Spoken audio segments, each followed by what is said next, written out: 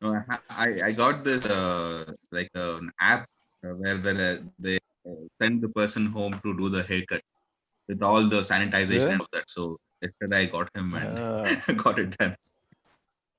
Yeah. Okay. Michelle just takes the clippers. So we are live now. We are Yeah. live on YouTube. Let me give you guys the link, and then you can share it on your social media, etc. So people can join, and then we'll start the conversation in a few minutes. Yeah. In your Zoom chat, you should see the YouTube link. Okay. I'm going to post as well.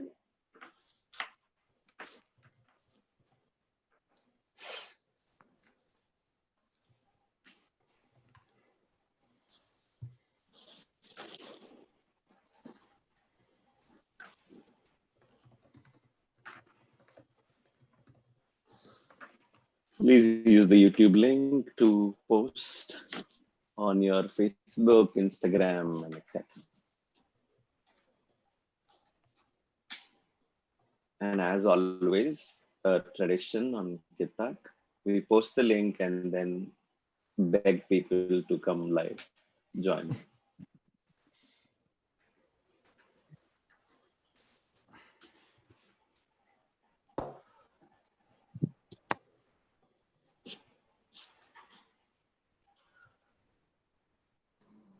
So what are you doing, Drew? Just stay home, not Yeah, I mean, doing anything, obviously.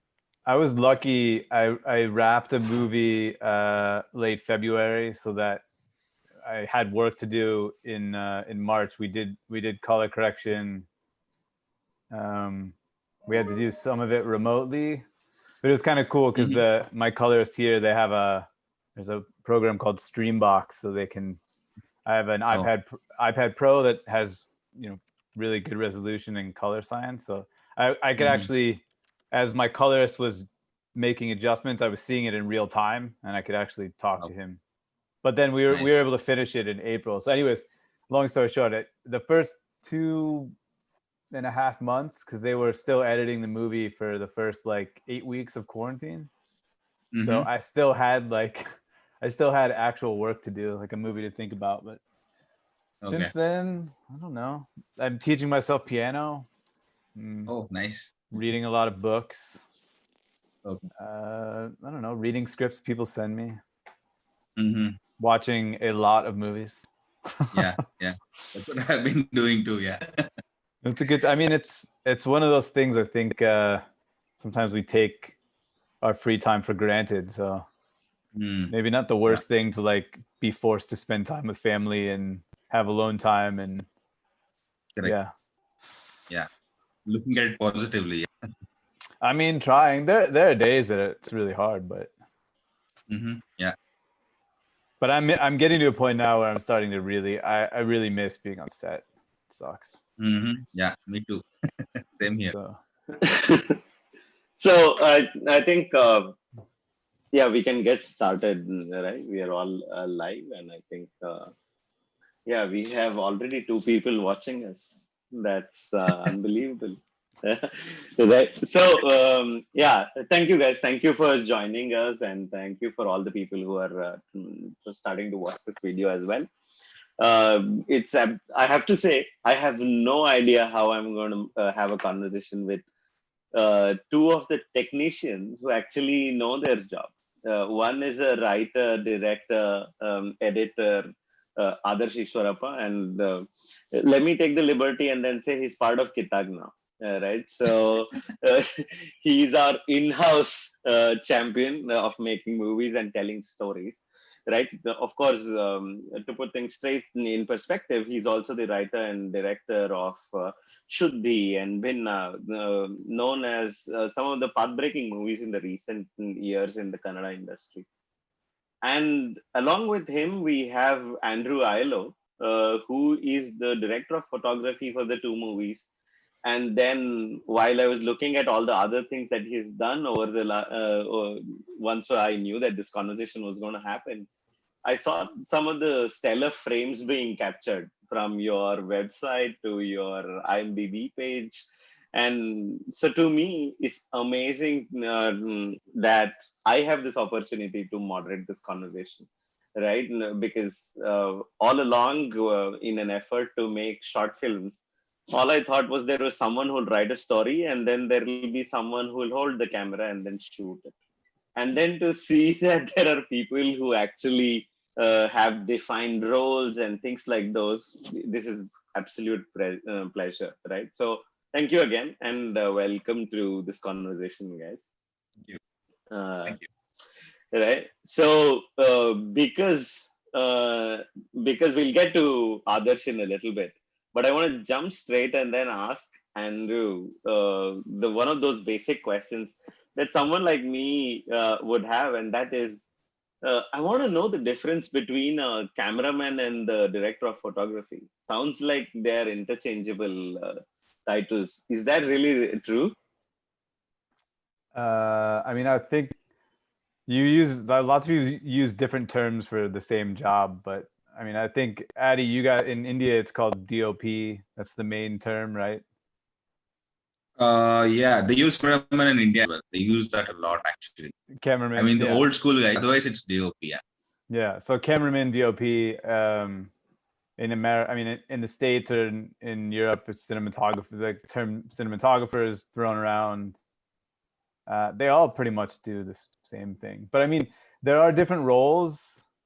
Some people are more camera oriented. Some people are more lighting oriented. Mm-hmm. I'm not sure if I'm answering your question. Are you asking me if there is a difference or? Yeah, I want to know if there is a difference in the first place, but we'll get to how you actually function on that front, right? But really, can I interchange those two and then call a DOP a cameraman and the other way, or Yeah, is that not right? you can call. Honestly, if you're the director, you can call them whatever you want to. But yeah, any of those terms. Got it. And I see more people joining in, so I want to just say, guys, for people who are watching us online, feel free to ask your questions, and then we'll try to take the questions at maybe at the end of a 20-minute Q&A conversation that we are going to have. But definitely feel free to comment all your questions, and also putting some context. This is here for people who are not watching from US. This is end of the day on a Thursday evening. So if you see me sip my whiskey and then actually stumble upon a few words, pardon me, right? So there you go. Drew is also drinking something. I hope we're drinking the same thing, whiskey. I should have. I have some gin inside. Maybe I should pour some. I'm just drinking Done. water. Unfortunately, it's boring. Cheers to us, right? Cheers to us, for sure. So again, thank you guys. So the question that I wanted to really have in this is, how do you guys work together? You both have worked on both your projects, right? Shuddhi and Bhinna. How? The reason why I named this, even the entire conversation as frame a story, is like, I, as a writer, director, come up with a story in my head, and I'm thinking about this is the story that I want. And then how does a director convey this to a cameraman or a director of photography? Where does this process begin? So the way we have worked is, of course, it starts with the screenplay. That should excite everyone, including the cinematographer and actors. That's where I start. It excites me to begin with. So if I am about the story, I share it. I shared it with Drew, with both Shuddhi and Bhinna. So he was kicked out. And then I actually do a shortlisting of the entire film. For every scene, there's a list of shots that I have in mind. Initially, I had thought about storyboarding for I spoke to Drew and we discussed, and I asked him if it's okay because storyboarding is an expensive process. We don't have that many storyboard artists here.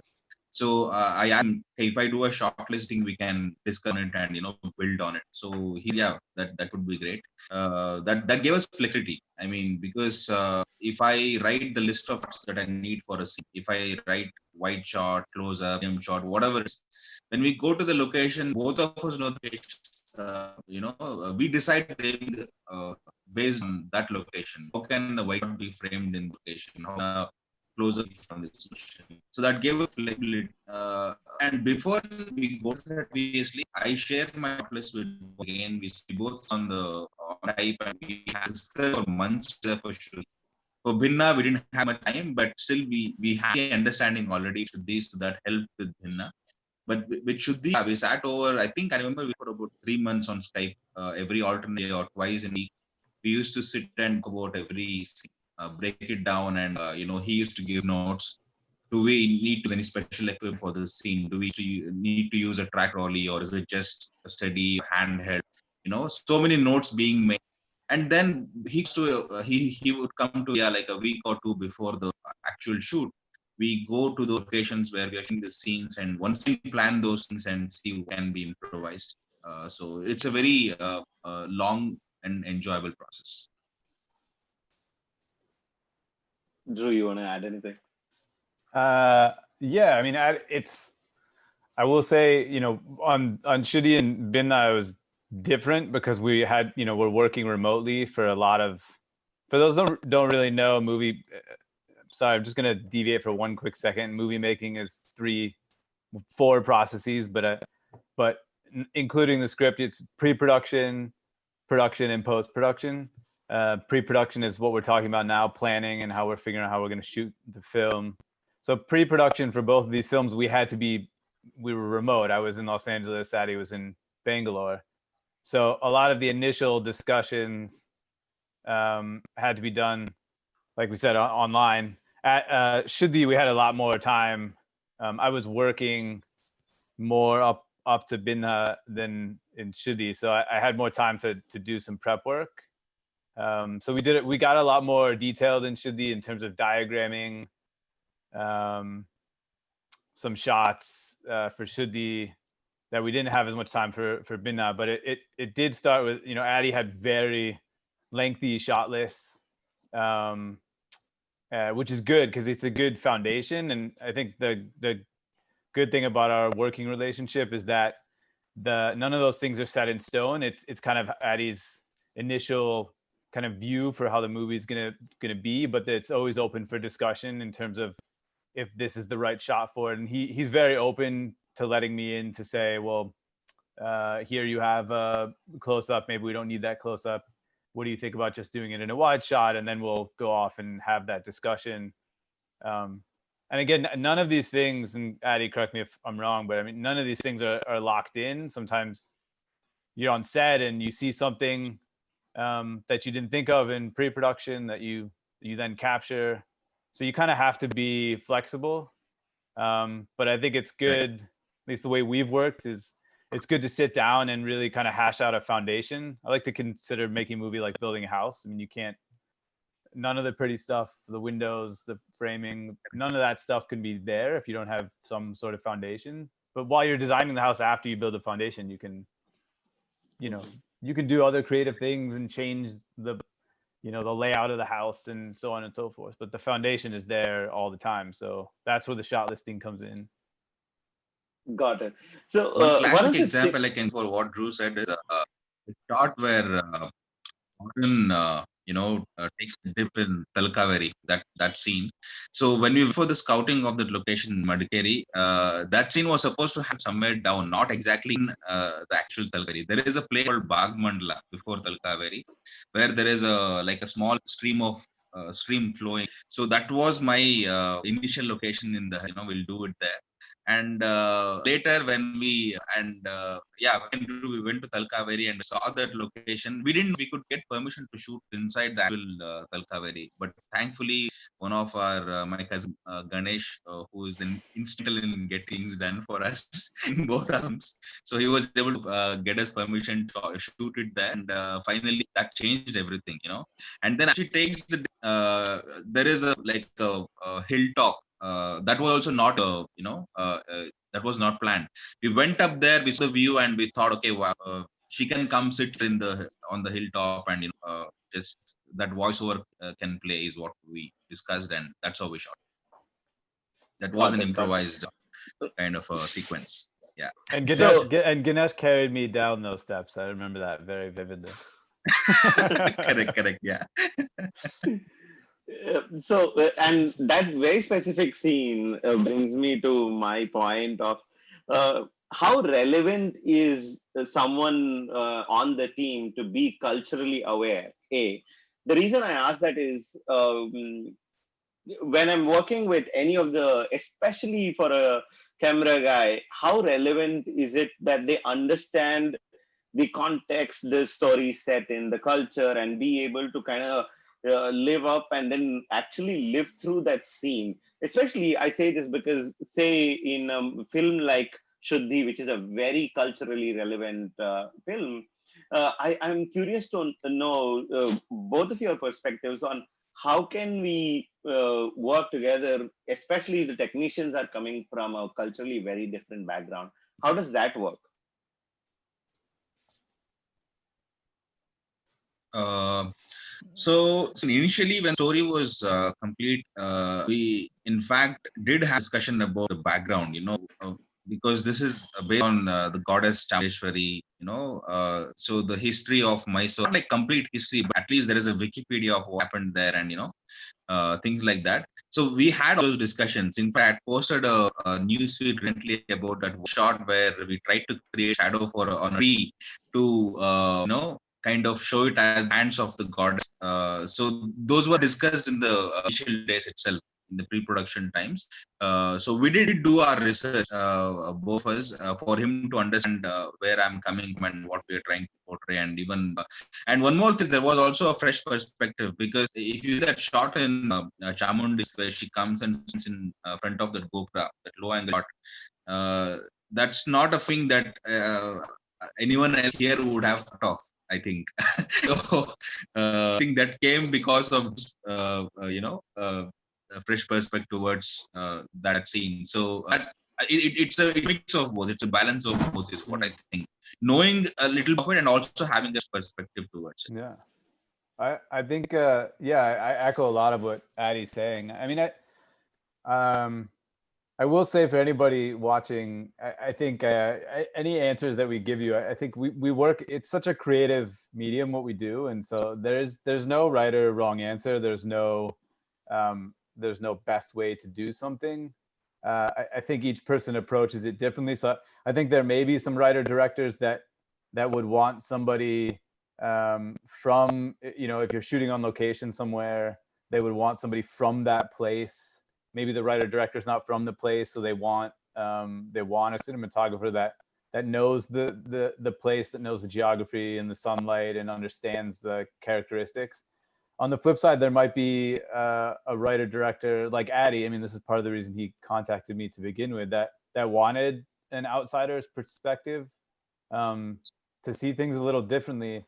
But at the same time, I mean, a lot of speaking to cultural relevance, a lot of pre-production was just talking. We were getting to know each other. Addy was, talking to me about Indian culture, specifically South Indian culture. We talked a lot about rape in India and what this story meant in the country and for the people who'd be watching the film. And I think those conversations are not technical.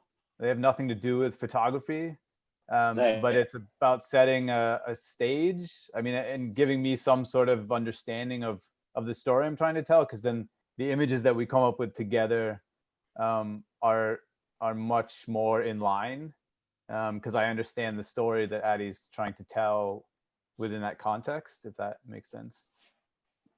It totally does, right? And that was precisely my point. Like, you might understand rape as a context in US as well. Of course, you would then, but in India, it has a lot more repercussions, from culture to ethnic background to majority versus minority, and there are tons of those kind of conversations that bring in as well, right?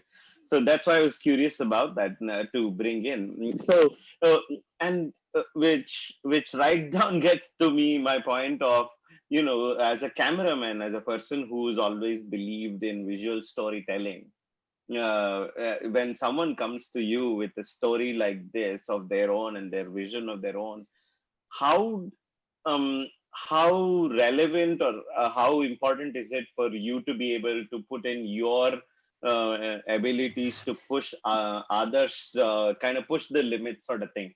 Especially curious about the kind of movies that you might have been involved in and the storytelling that you might have been involved in. I mean, Addy knows me well enough now. We've done 2 movies together. I mean, he knows I don't really make anything easy from a creative standpoint. So let me actually stop you right there, and then I answer this in perspective of how it would have started pre-Shuddhi era, not post-Binna era, for sure. Oh, no. I mean, I was meaning that in a good way. I mean, I think, Totally. Addy, to answer your question simply, yes. I mean, I prefer to challenge. I didn't get in.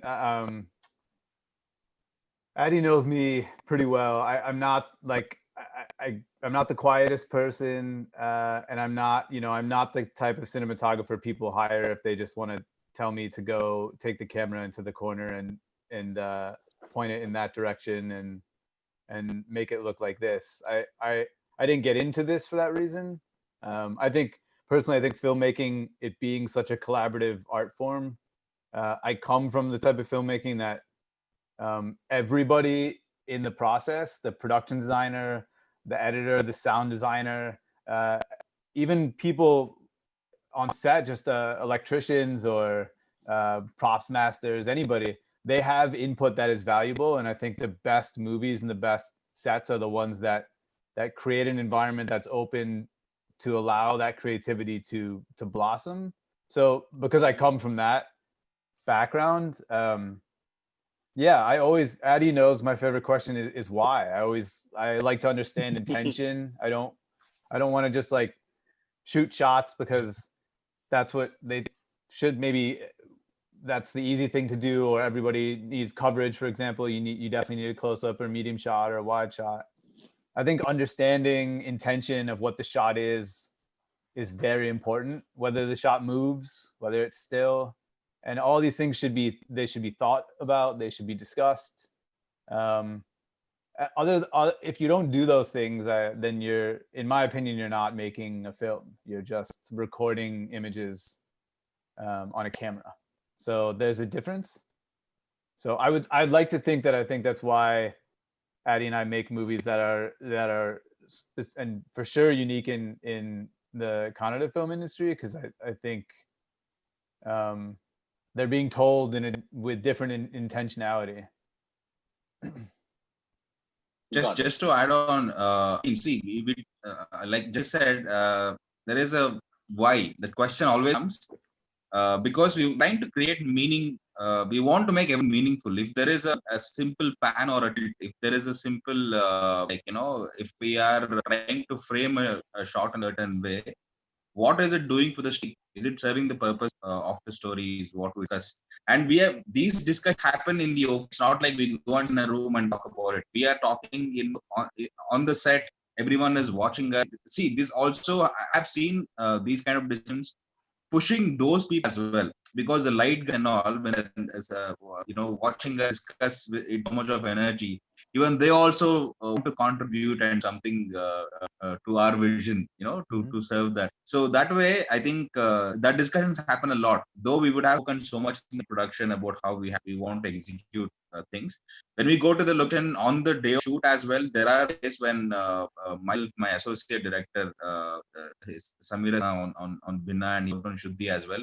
The first thing we used to do was we used to just sit and try to cut down shots. If we have 9 shots in a scene, we would, now that we know the location so well, can we go on a few shots and tell this story in a lesser number of shots, lesser number of movements. And then we come to Drew, and all 3 of us once again discuss and try to improvise. So it's basically also making it more efficient, less number of shots means lesser time. I mean, like what I mean to say is being more active, keeping like 15 shots in a day and then not being able to achieve that. It's a balance both. So that way, these decisions help a lot. Got it.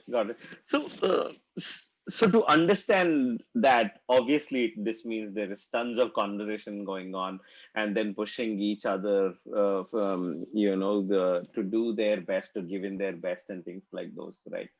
But my question to you, Adarsh, is how do you really pick a cameraman? Right? What do you look for when you're actually looking for, or when you're trying to work with a cameraman? What is it that you look for?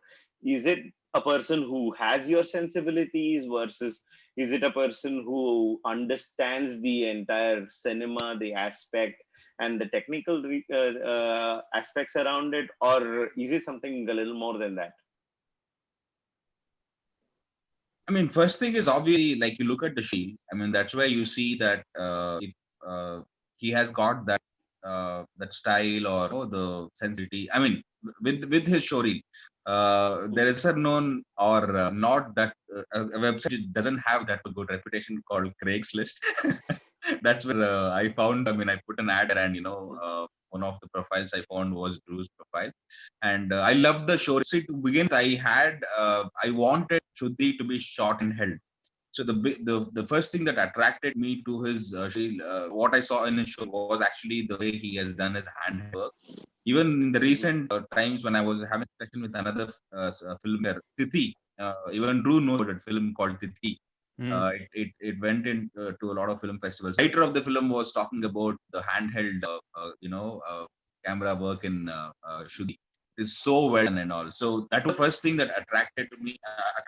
And also a lot of other things. And then as after we started talking to each other, of course, the other things, know him, what kind of film he likes, those kind of things. That later. But first thing that I saw was story, and then we spoke and went on.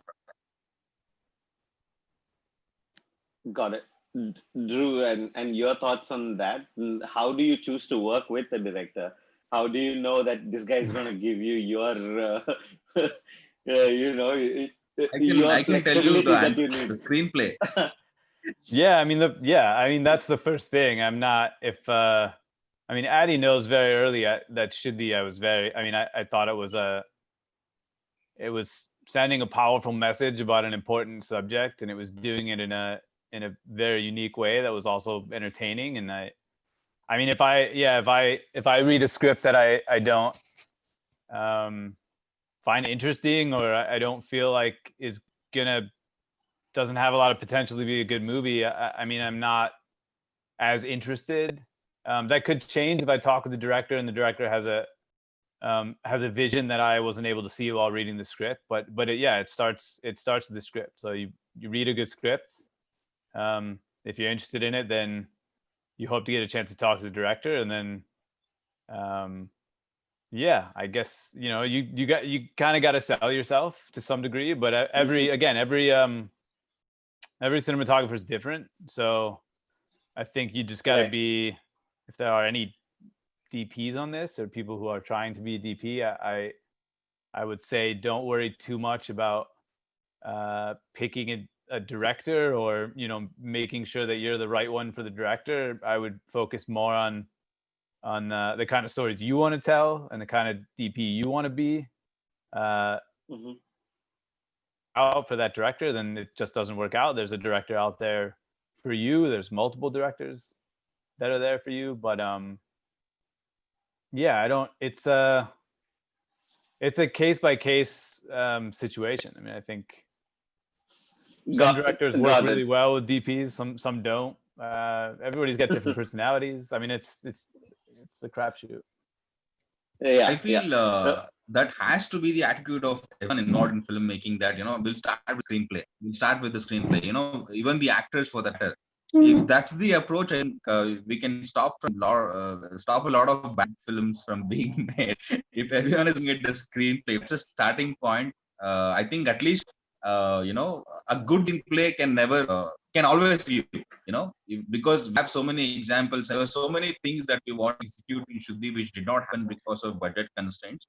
So if something saved, it's the emotion that was in the screenplay, the way it was written. So those things saved us in Shuddhi. There are so many other, we have to use like a crane, a big crane. There's so many other things that in mind. A lot of compromise happened because of the budget constraints.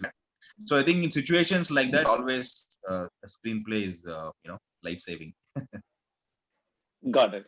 So to me, like as you're trying to tell a story, you understand the director. Now you've figured out who you're going to work with. Now you know what is the story that you're telling and everything. How important is, say, the equipment that you use? How important is the budget that you're trying to make? For all you know, you might all you might have is an I don't know, iPhone or or an Android phone that you want to shoot with, but yet you see that it's a compelling story. And this is a question to both of you. How does budget play in a role? And this is also a question from our one of our panelists, Ashwini, who's on the call here. Adi, you take this one first? Yeah, I'll take it first. So, see, both my films were done with the budget in mind, so there was no question about that. Yeah, so I already knew. Okay, Bhinna, this is the budget I have. Oops. Adarsh, you're on mute suddenly. Adarsh, you're on mute. I don't know if you can hear us. I see that you're on mute. Should we both wave at him? I tried. Sorry, can you hear me? Hear me? Sorry. Yeah, now you're back. Now, restart your answer. So with Bhinna, I have an exact budget, but with Shuddhi, it was going, it was a little flexible. But yeah, I mean, but knew that I had to finish it in this much. There was a budget in mind. So I worked backwards that, and when you talk about a choice of camera, yeah, whatever we could find for budget, what we have, what is good story as well. If you talk about sorry, your audio is off. Take like 5 seconds. Can you hear me now? Maybe. How about now? Yeah. Better. Go ahead. Okay.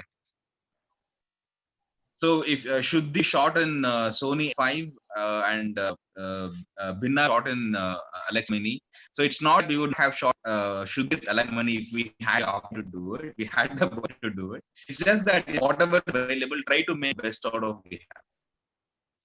That's the approach. Sorry, I don't know if I caught that audio issues. I think do you want to add? Well, I caught it. Adi was talking about the two films had different budgets, and so Shuddhi we shot on what's called a Sony F5, and on Bhinna we used an Arri Alexa Mini.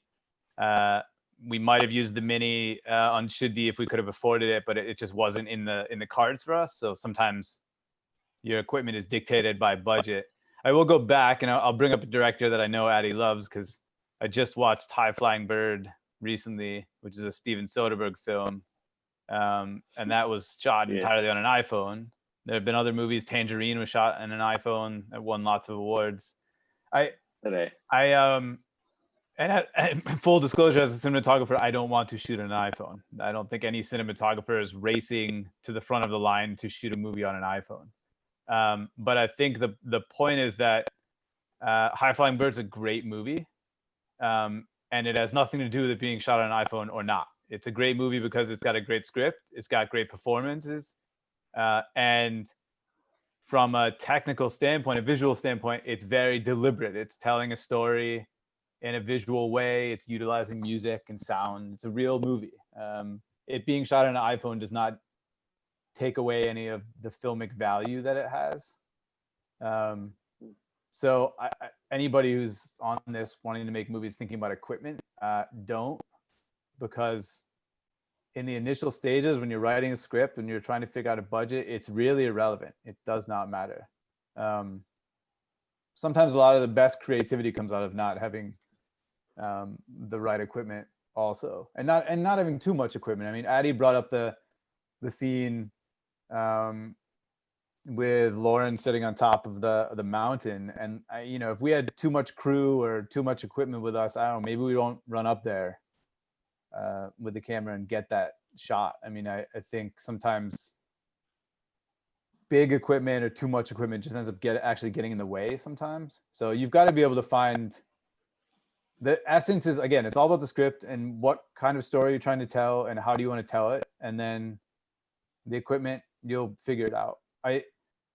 I'll bring up an example of film I just shot recently in pre-production. We had come up with a shot list, and we wanted to do this high angle bird's eye shot. So it's like an overhead shot. And the only way we were going to do it is with a crane. And budget limitations ended up popping up, and eventually we had to drop it. And then me and the director both kind of talked with each other, and we're like, you know what? We don't need that. The story doesn't benefit enough. So, yeah, I hope I'm answering your question. I'm kind of babbling on. No. You are. The reason why I kind of didn't want to interrupt you is also because I was curious to kind of see where this goes, because especially I'll speak for myself and all these other people in here. We either have a very shitty camera with us, or we have our great phones. We have the top of the line phones, or we have really bad cameras. And we have really bad cameras only because we don't know much about the camera. Sorry for all the people who are on the call here, but that's the fact, right? When I bought a camera, I bought a GH5, and I heard that it is a great camera and all of those things. But to me, at the end of the day, it was about telling a story. So I was like, hey, this looks good, and I would go about it. And, I would go about using a camera, including a phone. Other than that ability to show what the depth is and the likes of those, I didn't understand what is the big deal about using a film camera, say for example a GH5 versus even a RED, right? So Drew, what's your take on picking a camera especially? And then you said you wouldn't want to be the guy who shoots a movie on iPhone too. So well, it's not. What? I didn't say that. I didn't say that. I just said that I don't think any cinematographer starts off saying, I want to shoot a movie on an iPhone. I don't. So why is that? Control. I mean, when you're in charge of, Addy being a writer director, when Addy's writing the script, he controls the words, he controls who says what, he controls what the space is like, if it's inside, outside, night, day. He's controlling all these things. When he's directing, same. He's controlling the art department and telling them, where to put this thing and that thing. He's controlling the actors' performances. So as a cinematographer, my job is to control the visual things. If I can't control the visual things, then I can't do my job properly. So an iPhone limits my ability to control those things. And by things, I mean exposure, I mean depth of field, lens choice, frame rate, the color space, whether you're shooting raw or 16-bit or 8-bit, or all of these things are things that I have at my disposal as a cinematographer to control the images. So a camera choice is dictated by what you're trying to do in your movies. So for Shuddhi, actually the mini Addy probably would have been a great camera for Shuddhi with all the handheld stuff. And I think we probably would have got the camera in a lot of funky places with how small it was.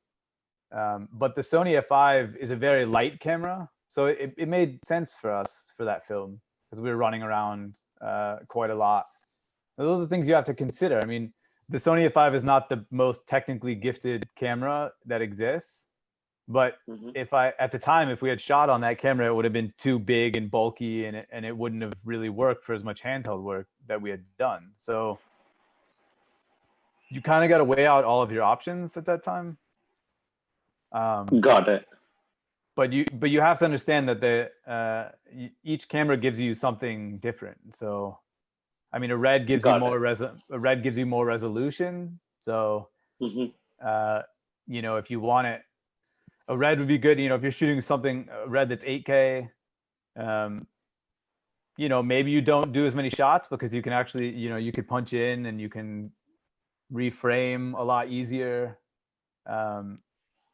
So if you're doing a lot of green screen work and you need to do comp work, more resolution is better for you. So but again, iPhone, I mean, Addy, you and I have always loved Soderbergh for the same reasons, but I think he's not afraid of a wide lens. and just distorting images and being, framing people in very funky places. And I think he just makes it work. I don't really know. Got it. So, and now I want to open it up to panel. Everyone who's on this Zoom call can start their video and mics as well. But I want to wrap this conversation again with this one question, right? What happens to the traditional way of film, shooting on film versus digital? And over a period of time, how has that changed? Is that something that you still look forward to, both of you actually? I have never shot on a film camera, except in my films that I had a chance to shoot 2 of my short films on a camera. Not after that. Drew, I think, has seen a lot of it, so he can answer.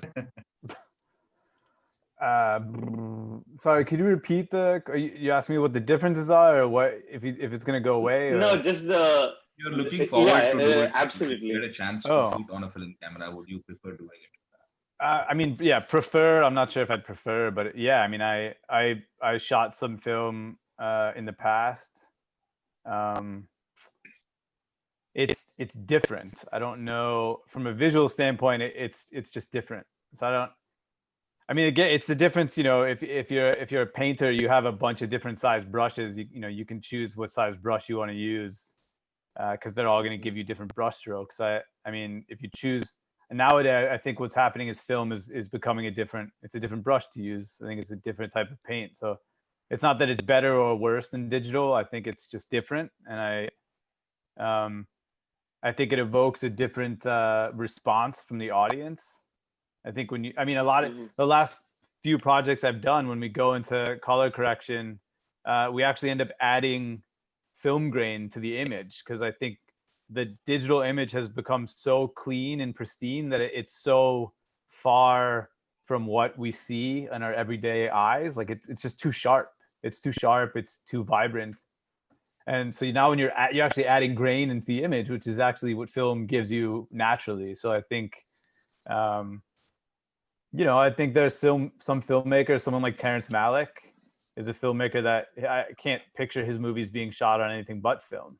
I think the type of imagery that he produces, it deserves to be shot on film. I don't even know if I can tell you why, to be honest. It's an emotional. No, that's yeah. No, I thought so. Like, because the reason I was wondering if it is just about people being the purists or whatever their preferences are. But anyway, sounds like it.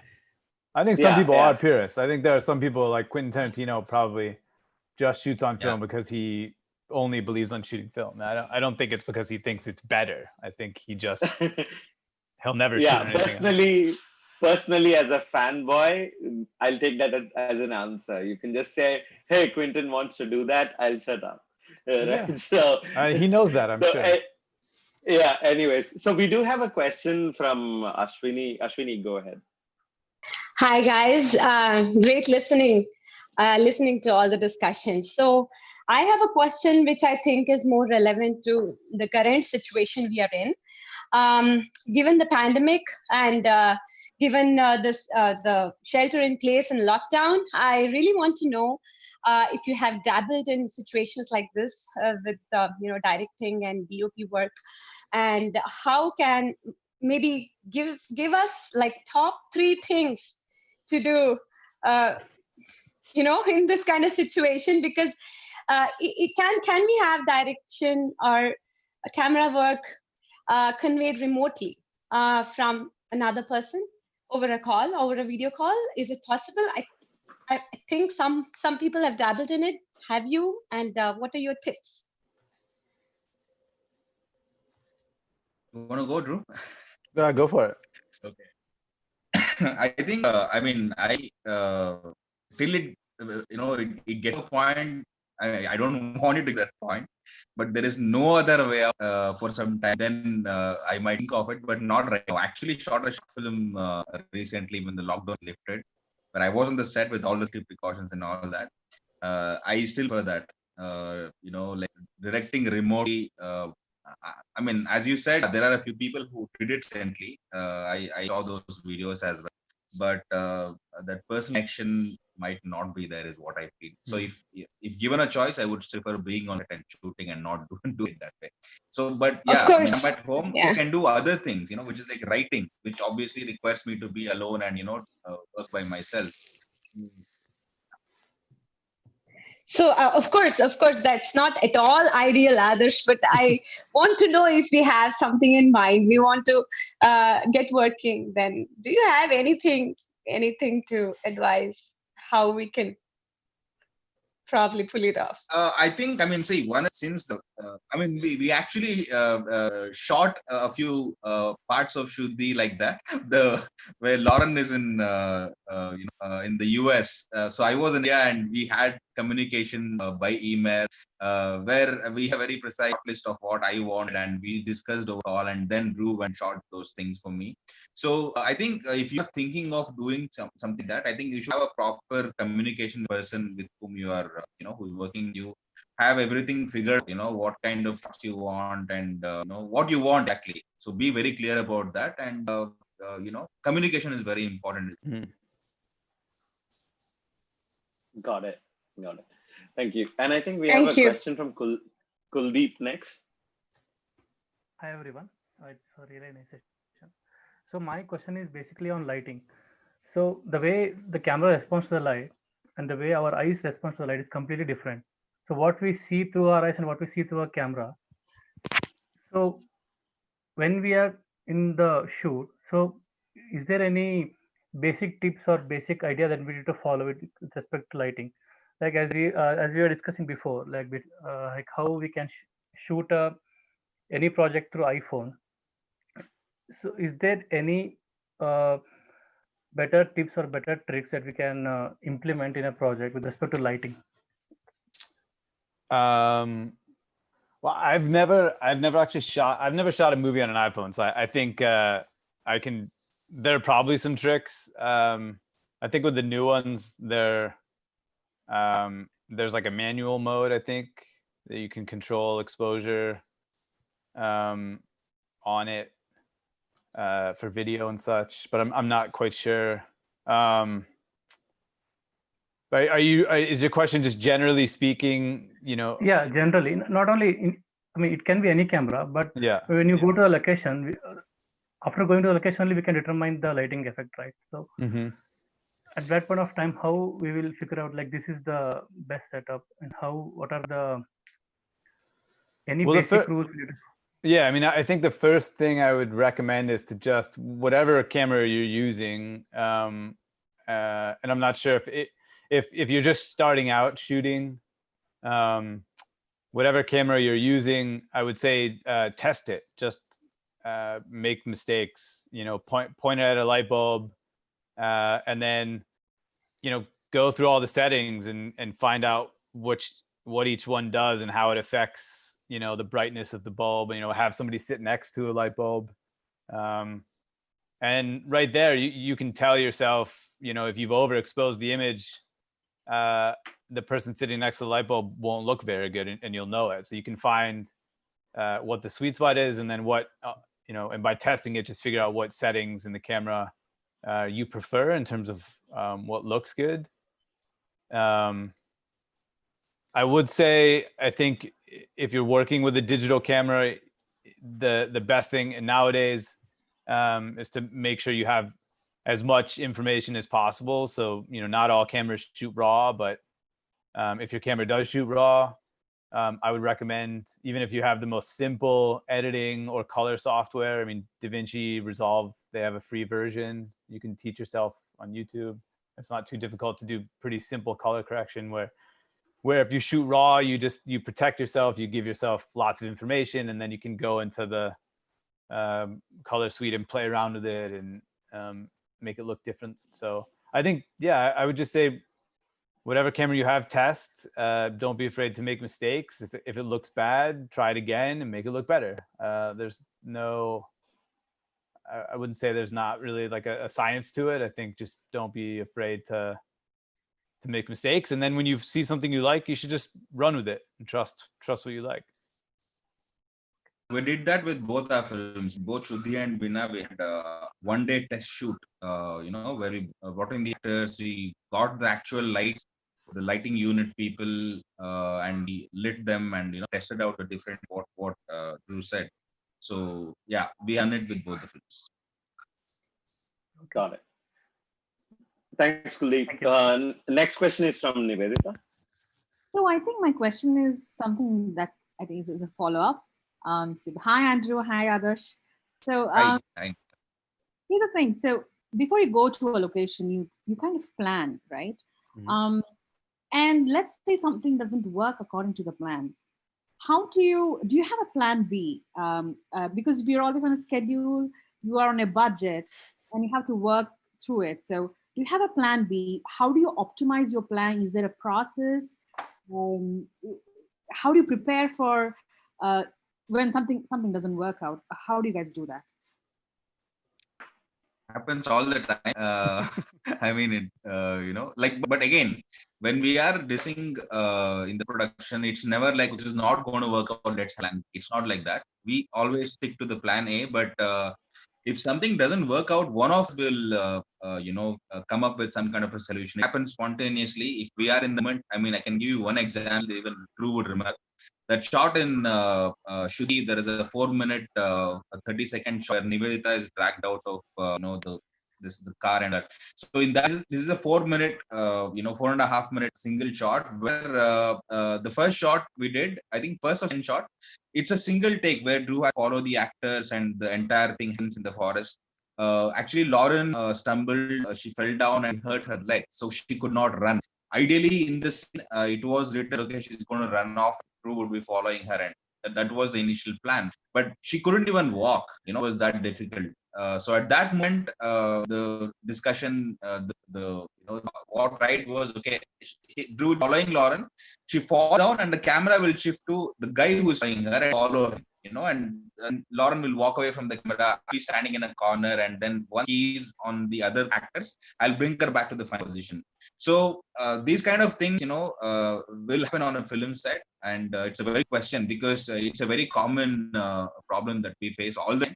I think it was a lot more with Bhinna. It was a little more controlled because it was happening in two locations majorly the entire film. But with Shuddhi, there was so much of running around, and there was a day when we didn't get the Steadicam operator. We wanted, we had to do with. There was a guy who came, but thankfully he was good. So there are a lot of challenges here, but it's not like we have a plan B before it's on the set. We decide and we go with.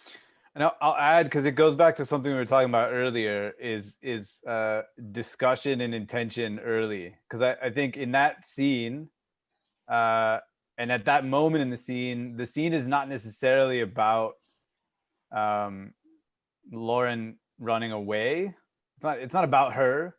The scene is about the moment. It's about the chaos. It's about the energy. So we were willing to restructure the shot without deviating from the intention of what the shot was. So you still feel the energy and the chaos, even though you're not with the main character, because it doesn't matter at that moment. It's not about her. So I think if it was all about her, it might have been, maybe we redesign it in a different way. I mean, maybe we go close up to her face and everybody else kind of disappears and she walks or she hides behind a tree. I don't know. You come up with something, but you have to understand what you're trying to do in that moment. And that's the key, because there's going to be a curveball thrown at you at some point. And if you don't have a clear vision or intention as to what you're trying to get out of that moment, then you're not going to be able to pivot and come up with a solution. You're going to be stuck because you never had an idea to begin with. So, and I find that for me from shooting, I find it all the time where I have this idea of how I want to light something, and then maybe a light goes down and I can't use that light, or the generator runs out of power, or maybe we plan to shoot at sunset, but it's completely cloudy, so we don't even have a sunset. So what are these, what do those things mean? And you just have to know, again, what the point of what you're trying to do to begin with, and you can. There's plenty of ways to kind of do that. So I think I would Got it. say I get very stressed out. Addy, we all do. I think we get stressed out in those situations. But I think the more you do it, the more I would hope it becomes less stressful and actually becomes more inspiring and fun. Because then those are the moments where like you really have to be creative on your feet and trust the people that are around you. So that's, yeah. Makes a lot of sense. Opening of Shuddhi was supposed to be a sunrise. I mean, Nivedita was supposed to be standing on the rock with the sun rising, but we couldn't get the sun. That was I just thought about it when Ru was talking about it. So we couldn't get the sun a day. It was cloudy and we didn't have the budget to stay for another day and wait for sunrise again. So yeah, those challenges are all there. Thank you. See, thanks, guys. And I think we have the last question for the day from Gaurav. Gaurav, go ahead. Yeah, hi guys, Gaurav here. Thank you for doing this. It's very informative. My only question, I think, I'm not sure if you guys already answered it because I missed out in the middle. But I wanted to ask to Andrew, what is your favorite shot from Bhinna and why? Oh man. Addy, you want to answer this first, or you already know? I mean, No, you take it. With Shuddhi, I can tell it is the lighting, obviously. that shot was pretty great. Yeah. Man, my favorite shot in Binna. I mean, there are a lot of outdoor stuff as well. We got beautiful shots. When she goes for the hiking, bike ride, and all of that. Those were all really pretty. But I actually, watching it recently again, I actually think it's the last shot of Pyle when she looks into the camera. Yeah, I think there's something. The smile. Correct. Yeah, and I don't remember that day, but I had a lot of bounces under her eye because I wanted this crazy eye light. So if you look at the shot again, she has lots of things reflecting in her eyes, and so it just like her eyes are brought to life in such a like unreal way. And I think she because she gave such a great performance, a very disturbing performance, and something about that shot resonates with me. Because I think some of the best shots are they're not the most beautiful. They're the ones where everything comes together. So that shot for me, her performance, the way I lit it, and where the lens is and the room and stuff, it just kind of all came together. So it's, but I'd have to think about. I mean, the one, her at the carriage, the baby carriage, I really like. Mm-hmm. Oh yeah. I don't know. And the framing her into the painting. I mean, he's looking at the painting and framed her into that box. She's looking at the painting. Yeah, I was just about to say that is my favorite one. Yeah, I mean, I'd almost rather ask. Looking. I'd almost rather ask you guys because I don't really.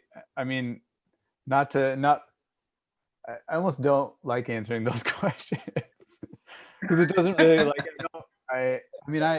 I'd like to think that I, for some reason or another, like all the shots that I have in a movie for a multitude of different reasons. So I think if I have a favorite shot, then it puts the onus on like the shots, and then movies are not about the shots. Movies about everything. So I think that's why I'm having a hard time telling you exactly what my favorite shot is, because I don't leave a movie after I shoot it saying like, oh, I loved that shot is like the best shot ever, because I'm trying to think about the whole. So no, that's I think is a quote of the day for me. This movie is not about a frame; it's about that. I mean, I can tell you this, Addy. I can tell you like shots that I enjoyed like working on. That's another question. Mm-hmm. Like the shot of Pyle when I was like on the floor of the room, like spinning the camera above my head as I was laying 360 degrees, rotating, Like, that one was when I watch it and I see that it actually worked, knowing that I was operating blindly, basically. I had like that was, to look back Yeah. on it just from a technical standpoint, it's fun. Those shots are fun. Correct. So I don't know what, Addy, do you have like a, I don't usually ask people this, but there a scene, I mean, I want you to critique me, like visually speaking. Let's talk about Binna.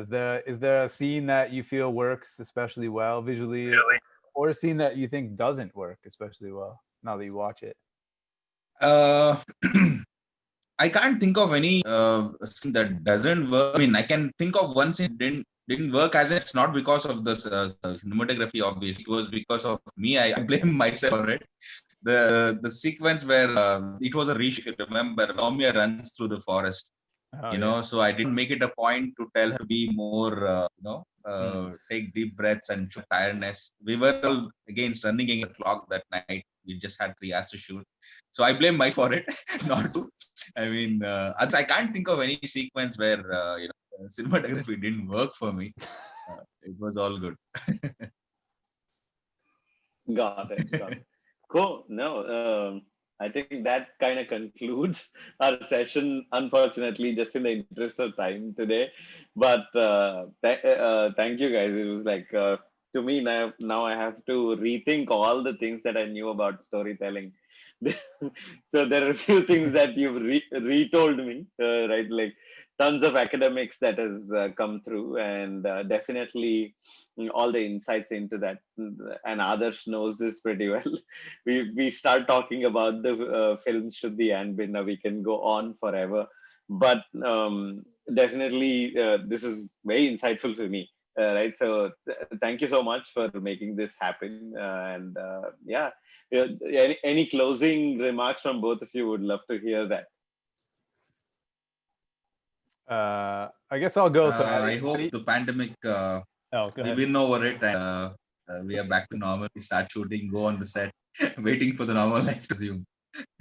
Yeah. I'm sure it's same with as well. Yeah, I just want to be shooting. Any final remarks? I guess I'll say, I mean, just because this discussion's about, I guess, visual storytelling and my and Addy's relationship. I'd say, I don't know whoever's watching this, if you're a director,